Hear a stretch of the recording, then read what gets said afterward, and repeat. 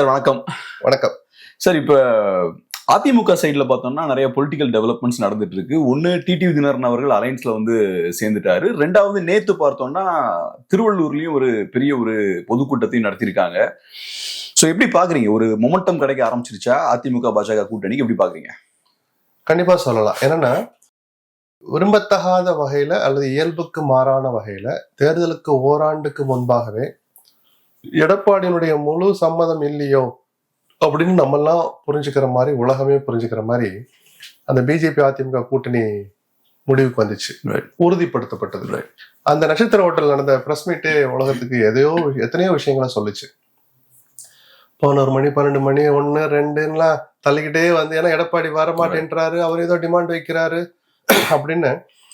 அந்த இது நடந்த பிறகு 1 வருஷம் ஆன பிறகும் கூட, 1 வருஷத்தை எட்டிக்கிட்டு இருக்கிற போது கூட இன்னும் வேற யாரும் சேரலையேன்னு ஒரு பேச்சு இருந்தது. ஆல்ரெடி இன்டாக்டான அலையன்ஸ்னு திமுக பத்தி ஒரு இமேஜ் இருக்கு, அதுல உண்மையும் இருக்கு. காங்கிரஸ் சேர்ந்த சில தனிநபர்கள் செஞ்ச சில்மிஷங்களை தள்ளி வச்சுட்டு பார்த்தா இன்னைக்கு வரைக்கும் அந்த அணி இன்டாக்டா தான் இருக்கு. எவ்வளவெல்லாம் அந்த இதுல ஏத்த முடியுமோ எல்லாத்தையும் ஏத்திட்டு ஃபுல்லா நிக்குது.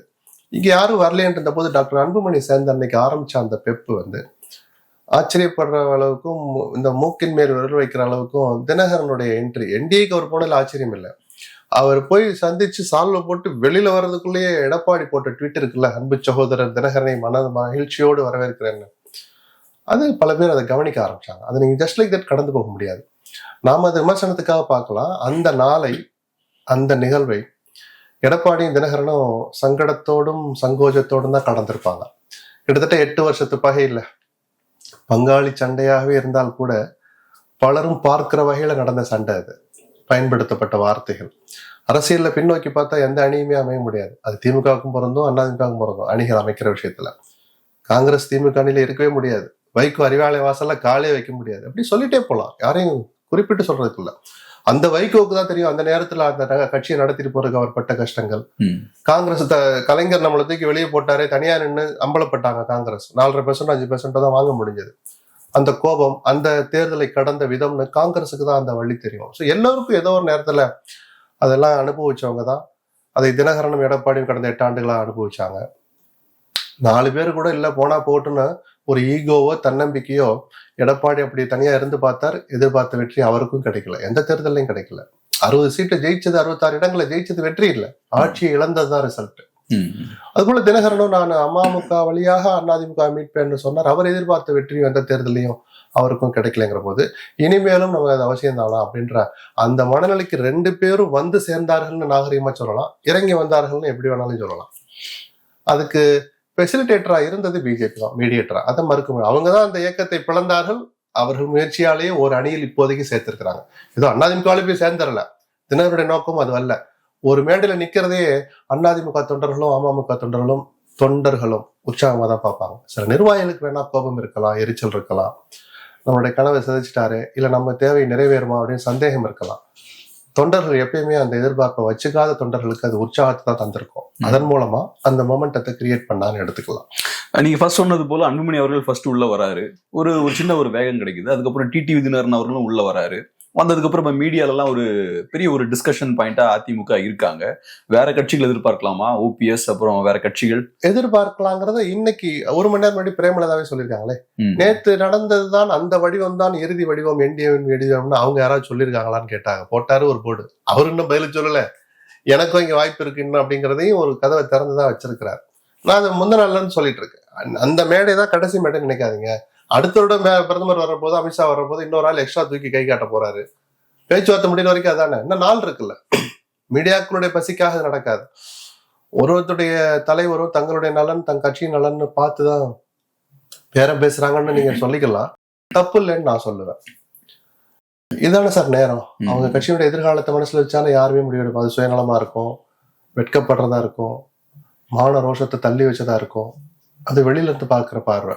அந்த தலைவர்களுக்கு, அந்த இயக்கத்துக்கு தான் தெரியும் எந்த கடினமான சூழல் நம்ம கடந்துகிட்டு இருக்கோம் அப்படின்னு. அந்த வகையில பார்த்தா அவர்களுக்கு இன்னும் டைம் இருக்குன்னு நினைக்கிறேன். ஓபிஎஸ்க்கும் அது பொருந்தும். சசிகலாவே நான் இன்னும் சில திட்டங்கள் வச்சிருக்கிறேன் இன்னைக்கும் போட்டுட்டு இருக்காரு. என்ன வச்சிருக்காருன்னு தெரியல, நக்கலுக்கு சொல்லல, நிஜம் அதுதான். யோசிக்கிறாங்க, சிலது கைகூடும், சிலது கைகூடாது. கடைசி வரைக்கும் கைகூடி முடிக்கிற போது தேர்தலே நடந்து முடிஞ்சிருக்கும். முடிஞ்சிருச்சான்னு சாக்குல போய் உட்கார வேண்டியதுதான். அதனால இதை ஒரு தாமதம்னு பார்க்கல, ரெண்டு பக்கமும் முயற்சிகள் நடக்குது. அதே தேமுதிகவை தங்கள் பக்கம் இழுக்கணும்னு திமுகவும் தீவிரமா முயற்சி பண்ணிட்டு இருக்கிறாங்க. பார்க்கலாம் என்ன நடக்குன்னு. அதான் நேத்து டிஸ்கஷன்ஸ் ஃபுல்லாவே நைட் பிரைம் டைம்ல பார்த்தோம்னா இதை ஒட்டி தான் விவாதங்கள் போச்சு. அதுல பரவலா வைக்கப்படுற ஒரு விமர்சனம் என்னன்னா, இந்த அலைன்ஸ் ப்ராப்பரா ஜெல் ஆகாது அப்படின்ற ஒரு விமர்சனம் வைக்கிறாங்க. ஒண்ணு என்னன்னா, பிஎம்கேவை பொறுத்தளவுல பாதி பிஎம்கே தான் வந்திருக்காங்க, மீதி பாதி வெளியே இருக்காங்க, ஸோ பெரிய யூஸ் இல்லைன்றாங்க. ரெண்டாவது, டிடிவி தினகரன் அவர்கள் இபிஎஸ் அலைன்ஸை பொறுத்தளவுல அமமுக கட்சி ஆரம்பிச்சதே இபிஎஸ் அவர்களை எதிர்க்கத்தான். ஸோ இப்போ அங்க போய் சேர்ந்தாச்சுன்னா அந்த அலைன்ஸும் ஜெல் ஆகாது அப்படின்றாங்க. இந்த விமர்சனத்தை தவிர்க்க முடியாது. அதில் உள்ள கலை யதார்த்தம் நிஜ யதார்த்தத்தை பேசணும்னா, மதிமுக தொடங்கப்பட்டது எதற்காக? கரெக்ட், இதே வார்த்தை தான். அது வாரிசுங்கிற வார்த்தை சேர்த்து இருக்கும், இல்ல வாரிசுன்னு இருக்காது, அவ்வளவுதான். அவருடைய ஆதிக்கத்தை எதிர்த்து ஸ்டாலின் அவர் தன் மகனுக்காக மற்ற எவரையும் தூக்கி எறிய கலைஞர் தயாராயிட்டார் அவர் மதிமுக தொடங்கினாரு. இப்ப தன்னை நிலைநிறுத்திக்கிறதுக்காக தான் அவர் இதெல்லாம் பண்றாரு, சுயநலத்துக்காக தானே இவரும் ஆரம்பிச்சாரு. காலம் சில பாடங்களை எல்லாருக்கும் கத்துக் கொடுக்கும். நான் தத்துவத்தை சொல்லல, ரொம்ப யதார்த்தத்தை பேசுறேன். சாதாரண மனுஷன் கூட அதை சொல்லுவான். காலத்தை போன்ற ஒரு கருவி, ஒரு மருந்து கிடையாது. காயங்களை ஆற்றுவதற்கு, கசப்புகளை மறக்க செய்வதற்கு காலம். அந்த காலம் தான் கொண்டு போய் தள்ளும்னு நான் 4 வருஷம் முன்னாடி 5 வருஷம் முன்னாடி சொல்லிட்டு இருக்கேன். காலம் கொண்டு போய் நிறுத்தும். சில பல அடிகளுக்கு பிறகு அந்த இடத்துல கொண்டாந்து நிறுத்தும்னு சொன்னேன். நான் ஜோசியக்காரன் இல்லை, ஜோதிடத்தின் மீது நம்பிக்கை உள்ளவன். இது யதார்த்தம் சார். எவ்வளவு நாளைக்கு சார் நீங்க அப்படியே அடிச்சுக்கிட்டே இருப்பீங்க? ஒரு வீட்டுல ஒரு பெரியவர் மறைஞ்சிட்டாருன்னா, அண்ணன் தம்பிங்க சொத்துக்காகவோ சுயநலத்துக்காகவோ ஒரு தனிநபர் ஈகோவுக்காகவோ அடிச்சுக்கிறாங்கன்னா காலங்காலம் அடிச்சுக்கிட்டே இருப்பாங்களா? ஒரு நல்ல மனசுல ஒரு தாய் மாமே முதல்ல ஒரு அடி எடுத்து வைப்பார். ஏய் வாங்கடா, ஏன்டா அவர் போயிட்டாருங்கிறக்கா ஏன்டா அப்படி பண்றீங்க அப்படிமா. அந்த ஃபேமிலியில தாய் மாமனே இல்லைன்னா ஊர்ல இருக்க சில நல்லவங்க, சில பேர் பெரியவங்க, எப்பா என்னப்பா எப்படி இருந்தோ குடும்பம் அப்படின்னு சில அறிவுரைகளை சொல்லுவாங்கல்ல. அதை சொல்கிறதுக்கு கொஞ்சம் காலம் தேவைப்படும், சொல்றதை ஏத்துக்கிறதுக்கு கொஞ்சம் காலம் தேவைப்படும். ஆக மொத்தம் காலம் தான் கொண்டு ஒரு இடத்துல நிறுத்தும் அந்த குடும்பத்தை. அதே தான் இங்கேயும் நடந்திருக்குன்னு நான் சொல்லுவேன். கசப்புகளை பேச ஆரம்பிச்சா யாருமே அணி அமைக்க முடியாது. இந்த விஷயத்தில் யாரும் யாரையும் விமர்சிக்க தார்மீக உரிமையே இல்லை. அதான் இப்ப அதிமுக அமமுக இந்த கூட்டணியை பொறுத்தளவுல அந்த கூட்டணி அமைவதற்கு பாஜக ஃபெசிலிட்டேட் பண்ணாங்கன்னு சொன்னீங்க இல்லையா?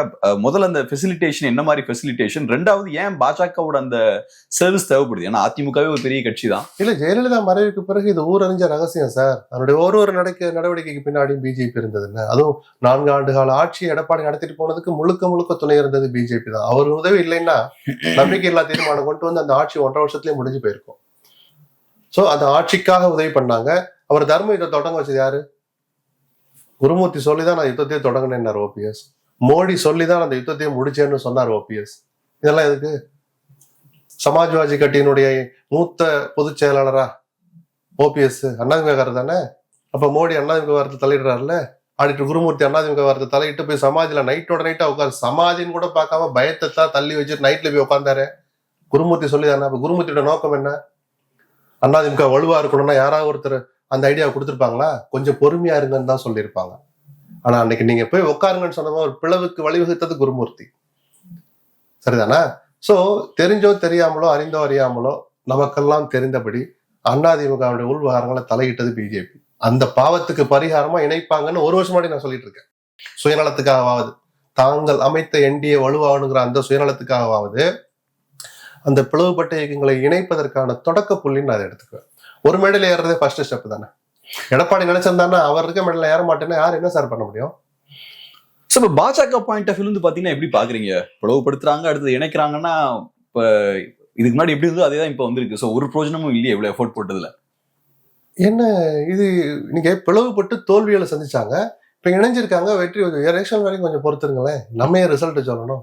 அப்படி இல்லை, இப்பவும் சொல்லுவேன் சார், இன்னைக்கு இருக்கிற சூழல்ல அட்வான்டேஜ் டிஎம்கேக்கு தான். ஏன்னா இன்னும் மெனக்கட வேண்டியது நிறைய இருக்கு. என்டிஏ நீங்க சொன்ன மாதிரி பழைய பாமக இப்ப இல்ல, சரிபாதியா இல்ல 90% ராமதாஸ் இருக்கா, 90% அன்புமணி கிட்ட இருக்கா தெரியாது. ஆக மொத்தம் பிளவுங்கிற வார்த்தைக்கு உட்பட்டுடுச்சு பாமக. தேமுதிக அப்ப அண்ணாதிமுக அணில இருந்துச்சு, இப்ப இங்க இருக்கா இல்லையா தெரியல. அவங்க அந்த ஒரு பலவீனம் இருக்கு. இதெல்லாம் ஒன்னா வந்த பிறகு இந்த வலு, இந்த உருவம், இந்த பிம்பம் பிளஸ் இவங்க மக்கள்கிட்ட எடுத்து வைக்க போற வாதம், அது எடுபடுகிற விதம், இன்னொரு 40 நாள் நோட்டிபிகேஷன் வர வரைக்கும் பிஜேபி பண்ண போற சில சேஷ்டைகள் டுவர்ட்ஸ் டிஎம்கே மினிஸ்டர்ஸ், ரைடு சட்டத்துக்கு உட்பட்ட அந்த நடவடிக்கைகள், அதெல்லாம் ஒரு இம்பாக்ட் ஏற்படுத்தல. இதெல்லாம் கடந்து பார்த்து அப்புறம் நம்ம ஒரு 2 மாசம் கழிச்சு பேசலாம், 1.5 மாசம் கழிச்சு. இன்னைக்கு நிலைமையில கலச்சூழல் அட்வான்டேஜ் டிஎம்கே தான். விஜய் அதிமுக அணியில் அல்லது அதிமுகவோடு சேராத வரை திமுகவின் வெற்றிக்கு இந்த நிமிடம் வரை பாதிப்பு வந்ததா நான் நினைக்கல. இப்ப நீங்க சொன்னது போல எலெக்ஷன் நெருங்க பாஜகவோட ரோல் அதிகப்பட்டுட்டே இருக்கிறத பார்க்க முடியுது. ஒண்ணு இந்த மாதிரி கட்சிகள் காரணம் என்னன்னா 6 முன்னாள் அமைச்சர்கள் போய் எடப்பாடியை பார்த்தாங்கல்ல கடந்த நாடாளுமன்ற தேர்தல் தோல்விக்கு பிறகு. அண்ணே கட்சி காணாம போயிட்டு இருக்குன்னே, 7 தொகுதியில டெபாசிட் போயிட்டோம்னே, நீங்க 2வது இடம் முதலமைச்சர் ஆகணும்னு பிரச்சாரத்தை தொடங்க போறோம், நீங்கள் அப்படி ஆகணும்னா கட்சி வலுவா இருக்கணும், பிரிஞ்சவங்களை சேர்ப்போம்னு சொன்ன போது அப்ப ஏற்க மறுத்தார். தன் நிலைப்பாட்டுல உறுதியா இருந்தார். அதன் பிறகு நடந்த தலைமை கழகத்தில் நடந்த செயல் வீரர்கள் கூட்டம், மாவட்ட செயல் கூட்டம், தலைமை கழக நிர்வாகிகள் கூட்டம், அத்தனையில அதை பத்தி பேசாதீங்கப்பா அப்படின்னு சொன்ன எடப்பாடியை ஒரு இடத்துக்கு இழுத்துட்டு வந்து நிறுத்துறதுக்கு ஒரு ஆள் தேவைப்பட்டது. அந்த பலம் இன்னைக்கு பிஜேபி தவிர வேற யாருக்கிட்டே இல்லை. சோ அதை நாகரிகமா நல்லெண்ணத்தோடு வந்தார்கள், நல்லெண்ண தூதுவராக வந்தார்கள்னு சொல்லலாம், மீடியேட்டர்னு வேற பாஷையிலையும் சொல்லலாம், ஃபெசிலிட்டேட்டர்னு கொஞ்சம் நாகரிகமா சொல்லலாம். சோ ஓகே, இப்ப பாஜகவோட ரோல் இன்க்ரீஸ் ஆகுது. இன்னொரு சைடுல விஜயோட செயல்பாடும் முடக்கப்பட்டிருக்கு. அவராலையும் பெருசா இப்ப பெர்ஃபார்ம் பண்ண. நான் கேக்குறேன், யார் சார் முடக்கி போட்ட? நான் யாரும் முடக்கினாங்கன்னு சொல்லி முடக்கப்பட்டு தான் சொல்றேன். அவரே முடக்கி கொண்டார். ரைட். எனிவே பெர்ஃபார்ம் திறந்து ஏன் இந்த வார்த்தையும் தப்பு ஏன் பண்ண முடியல? உங்களை யாரு வாயை கட்டி போட்டாங்களா? அந்த போட்டோ வெளியிட சொல்லுங்க. அப்ப கைய பின்னாடி கட்டி போட்டு என் வாயையும் இழுத்து கட்டிட்டு போயிட்டான்னு அந்த போட்டோ வெளியிட சொல்லுங்க. என்ன சார் அக்கிரமம்? இதுதான் சார் விஜய் மேல இருக்கிற பிரச்சனையே. அவர் முதல் ஆளா குரல் கொடுத்திருக்கணும் சார். இந்த போரில் நான் வெல்வேன், ஒரு ட்விட் ஜனநாயக விஷயத்துல. சிபிஐ விசாரணையில அப்படி சபதம் போட முடியாது, ரிவிட் அடிச்சிருவானுங்க, அது வாய விடக்கூடாது. ஜனநாயகங்கிறது ஆயிரக்கணக்கான ஊழியருடைய உழைப்பு, 100கணக்கான கோடி பணம் அதுல முதலீடு பண்ணிருக்கு. ஒரு பொழுதுபோக்கு விஷயத்துல விதிகளை மீறி இயல்புக்கு மாறா இப்படி ஒருத்தர் செய்யறதுக்கு சட்டத்துல இடமே இல்லைங்க செய்ய வச்சு அதை ஒரு புகாராக்கி பண்றாங்க, வைக்கிறாங்க. ஒரு நீதிபதி விசாரிக்கிறார், சரி கொடுங்கிறார், 2 மணி நேரத்துல ஓடி போய் அதுக்கு ஒரு தடை வாங்குறாங்க.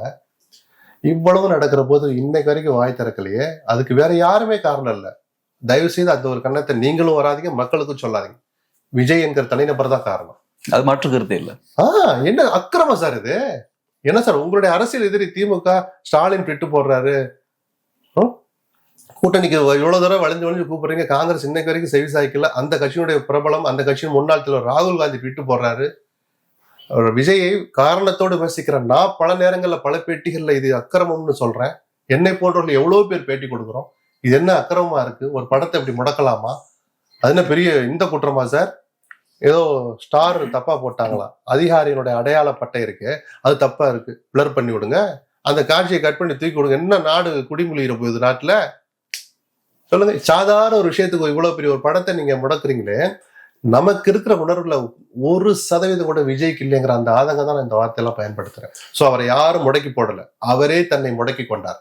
அந்த முடக்கம் தான் வேறு சில கட்சிகளை, வேறு சில தனிநபர்களை விஜய் நோக்கி போறதுக்கு போடாம அப்படி தடுத்துக்குச்சு. அந்த ஆப்ஷனே யாருமே யோசிக்க மாட்டாங்க. புரியுதுங்களா? இப்ப வைத்தியலிங்கம் போய் திமுக சேர்ந்தார் இல்லையா, அவர்கிட்ட இருந்த இன்னொரு சாய்ஸ் எனக்கு தெரிஞ்ச தாவேக்காவும் தான். செங்கோட்டையன் பேசிட்டு இருந்தாரு, வாங்கண்ணே நான் பாத்துக்கிறேன், நல்ல இடம் கிடைக்குண்ணே, நல்ல மரியாதைன்னு. ஒன்னு அந்த லிஸ்ட பார்த்தாரு வைத்தியலிங்கம், பிரச்சார குழு வேறா, புசி ஆனந்த், அடுத்து 3வது செங்கோட்டை அண்ணனா, அண்ணன் 3வது இடமா, பதறுவாரா மாட்டாரா வைத்தியலிங்கம்? இந்த அரசியல் அறிவு இருக்குல்ல, அறிவுங்கிறது கிண்டலுக்காக சொல்ற வார்த்தை இல்லை, அந்த பொலிட்டிக்கல் மெச்சூரிட்டி, தெளிவு விஜய்கிட்ட இல்லையே. யார் வேணா டைப் பண்ணி கொண்டாடட்டும், ஏப்பா அண்ணன் நம்மளை நம்பி வந்திருக்கிறாரு, இது வேற வேற மெசேஜை வெளியில கொண்டு போகும், தூக்கி மேல போடு, நீங்க 2 பேரும் கொஞ்சம் அமைதியா இருங்க, என்ன இருந்தாலும் நமக்கெல்லாம் சீனியர் அவரு, பிரச்சார குழு, அவர் எக்ஸ்பர்ட்டே அந்த விஷயத்துலதான். சொல்லிருக்கணும் சார், அவன் தான் சார் தலைவன். விஜய் அந்த வாய்ப்பை தவற விட்டாரு, பேச வேண்டிய நேரத்துல பேச மாட்டாரு, அரசியல் பண்ற நேரத்துல, பண்ண வேண்டிய உச்சகட்ட நேரத்துல அமைதியா இருக்கிறான்ற அந்த தயக்கமும் அச்சமும் தான் அவரை நோக்கிய பயணத்தை தடைப்பட வச்சது. அதுக்கு காரணம் விஜய் தான், வேற யாரும் இல்லை. ஸோ இப்ப நீங்க சொன்னது போல இப்ப பாஜகவோட ரோல்ன்றது இன்க்ரீஸ் ஆயிட்டு இருக்கு. அப்புறம் இன்னொன்னு சொன்னீங்க, நெக்ஸ்ட் 45 டேஸ்ல சட்டத்துக்கு உட்பட்டு சில விஷயங்களும் பண்ணுவாங்கன்னு சொல்றீங்க. ஸோ இப்ப கேள்வி என்னன்னா, இதுக்கு முன்னாடி 2021 கூட்டணி வச்சப்ப 20 சீட் வாங்குறாங்க. இந்த தடவை பாஜகவோட கை ஓங்கும் போது சீட்ஸும் அதிகமா வாங்குவாங்களா?